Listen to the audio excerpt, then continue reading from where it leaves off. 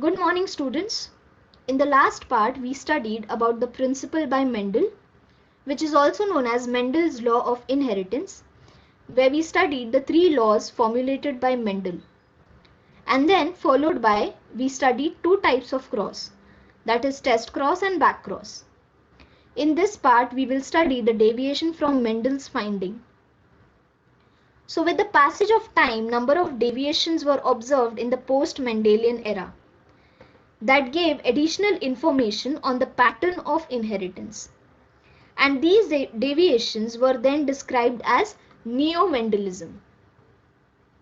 It was observed that the phenotypic expression and the gene can be modified or it can be influenced by the other gene. So, let us study these gene interaction and the variation that takes place in them. But before we study the variation, let us just understand one more term, that is locus. So as discussed earlier when we were studying the homologous chromosome, a locus or a loci is the position of the gene on the chromosome. So suppose on this chromosome, a particular gene is located at this point. So this point, it becomes the locus or it becomes the loci of that particular gene on this chromosome. And if this chromosome is having a homologous chromosome, what is a homologous chromosome? A homologous chromosome is a chromosome which is having the same pattern as this chromosome, that is the same position of the centromere, same position of the genes and the same staining pattern. And this chromosome, that is the homologous chromosome, is also having the gene on the same location or the loci. Then these become two alleles, and if there is an interaction between these two, then this interaction between the genes is also known as intra-allelic, or it is called intragenic interaction, which means how these two alleles or two genes interact with each other, giving a particular result or giving a particular phenotype. So it is called intragenic interaction or intra-allelic interaction. Why? Because it is between two different chromosomes. Now suppose there is one more pair of homologous chromosome having a gene on the same location, and this time say it is for purple color. Now if there is an interaction between these two sets of genes on two different pairs of homologous chromosome, then it is known as intergenic or it is known as non-allelic or interallelic interaction. So let us see the examples of these variation. In case of intragenic interaction, we will study the examples like incomplete dominance, codominance. And in case of intergenic interaction, we will be studying the interactions such as pleiotropy and polygenes and epistatus. So let us start with intragenic interaction. So in intragenic interaction, we will first take the example of incomplete dominance. Now what does incomplete dominance say? Here both the alleles of an allelomorphic pair expresses itself partially. Now one allele over here, it cannot suppress the other allele completely. In such case, there is an intermediate expression in the F1 hybrid. Now incomplete dominance, it shows slight variation or slight difference as compared to the ratio which was shown in the Mendel's principle, that is the law of the Mendel. So incomplete dominance, what does it mean? It means the dominant gene, it is not able to dominate the recessive gene completely. Now if we go back to the first law of Mendel, that is law of dominance, which says that if we start with a pure line, the dominant trait, it will express itself and it will suppress the recessive trait in the F1 generation. But this incomplete dominance, this slightly differs from the first law of Mendel. So to study the incomplete dominance, the best way to understand it is by studying the example, and the best example is of Mirabilis jalapa, which is also called as 4 o'clock plant. This plant, it shows incomplete dominance. So suppose now this Mirabilis jalapa, it is having a pure character of red flower. And suppose in the parent generation, we cross this pure red flower with white flowers. So it is having a pure red flower as well, it is having a pure white flower. If we cross between these two, the red flower and the white flower, where red flower is the dominant one, the gametes that will be produced will be capital R, small r and small r. The capital R's for the dominant trait and the small r's for the recessive one, that is the white color. And if we study it using Punnett square, the gametes which are produced are written in this way, that is the dominant one on the top and the recessive one here vertically. And if there is a fertilization that happens in between these gametes, the offsprings that will be produced will all be heterozygous with the dominant, that is the capital R or the red color, as a dominant trait. So by far, it is the same as said in the first law of Mendel, that all the offsprings are going to be heterozygous and the dominant trait will express itself suppressing the recessive trait. So this is in the normal case in the law of dominance. But here in the offsprings, the flowers that are produced are pink in color. Okay, they turn out to be pink, which says that the red color, that was the dominant trait, was not able to express itself completely, or in the other words you can say the red color was not able to suppress the white color completely, and so the flower that is produced in the F1 generation is pink in color.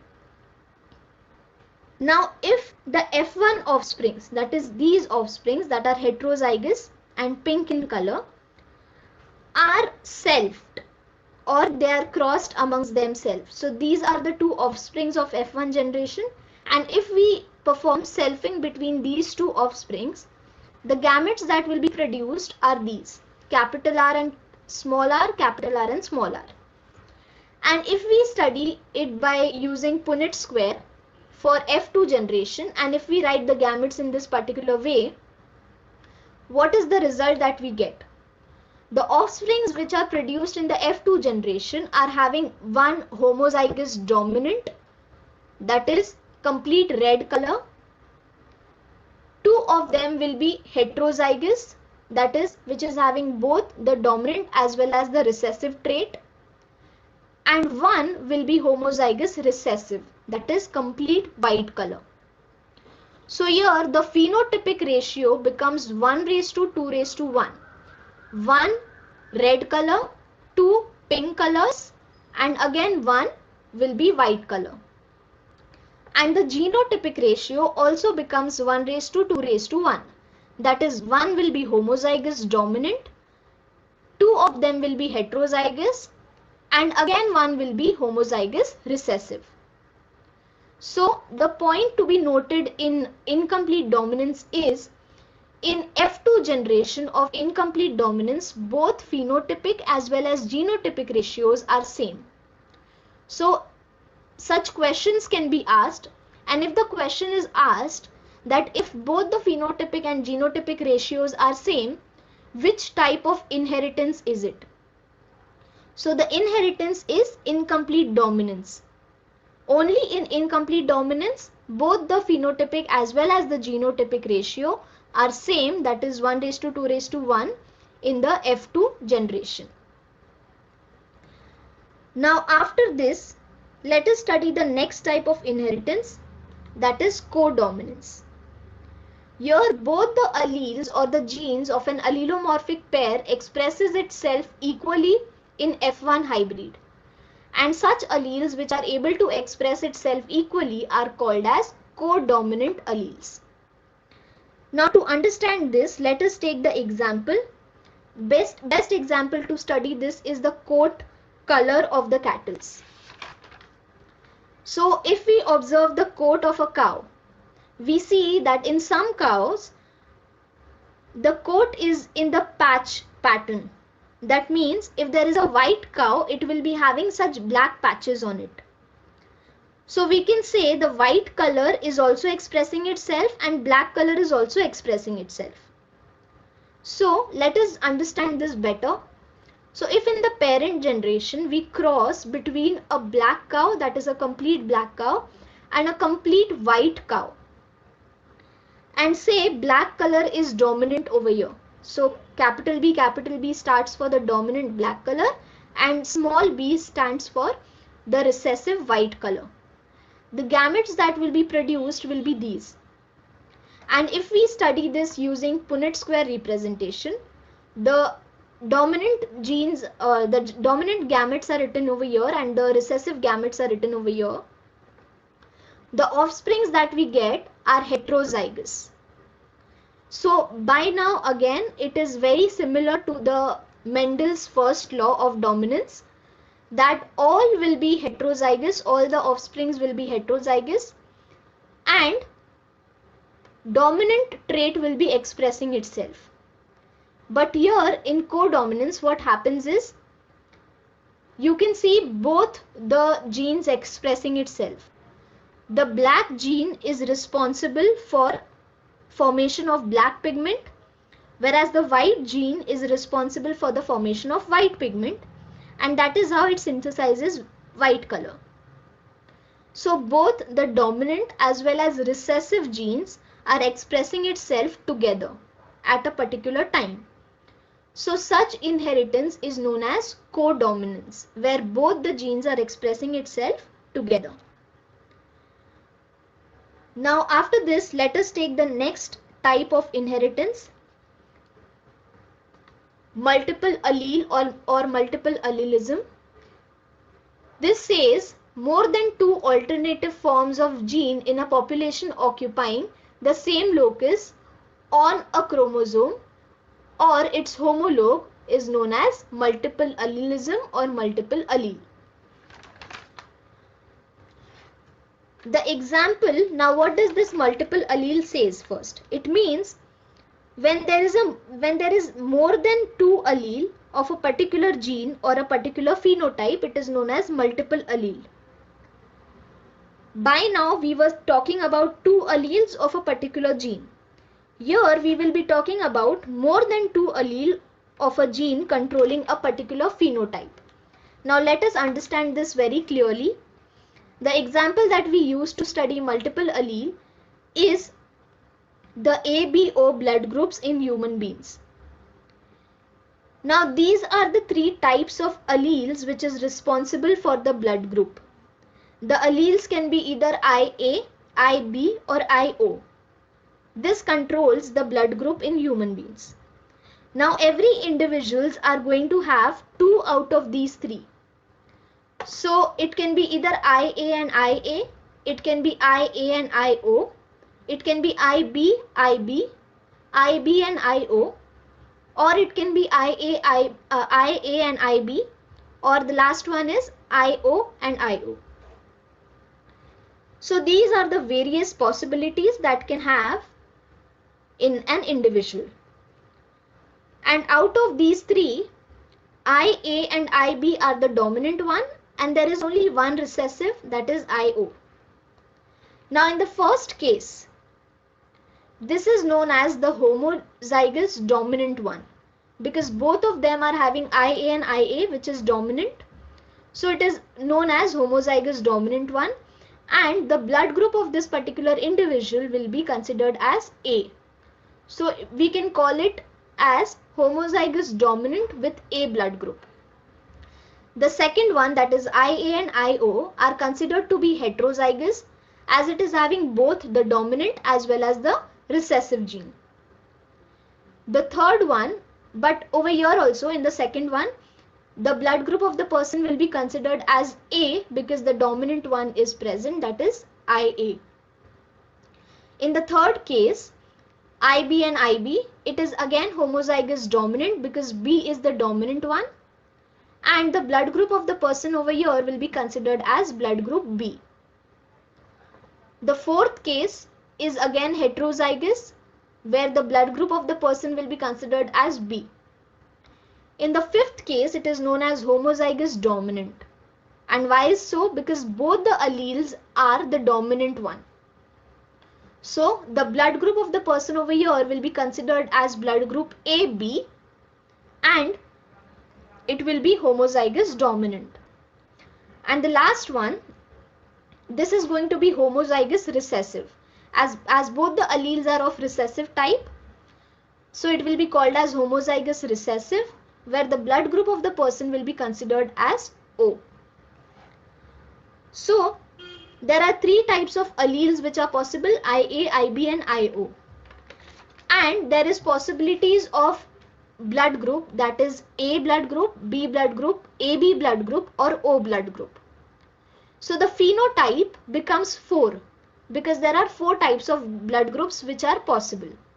And the genotype, it becomes 6 because there are 6 types of genotypes that are possible. Either it can be homozygous dominant in this case, it can be heterozygous in this case, again homozygous dominant in IB, heterozygous in IB and IO, homozygous dominant in IA and IB, and in the last one, that is homozygous recessive in IO and IO.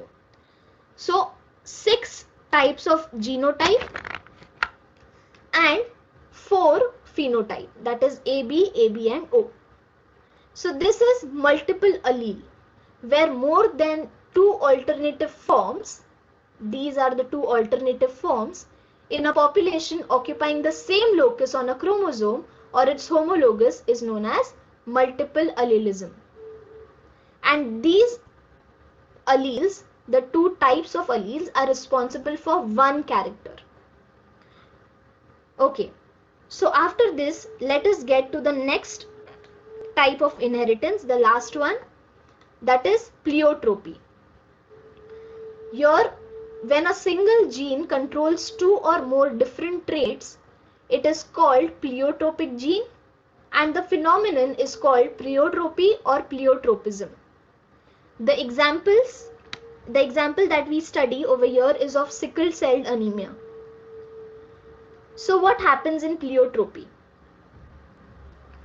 Here one gene is controlling, or it is responsible for more than one character.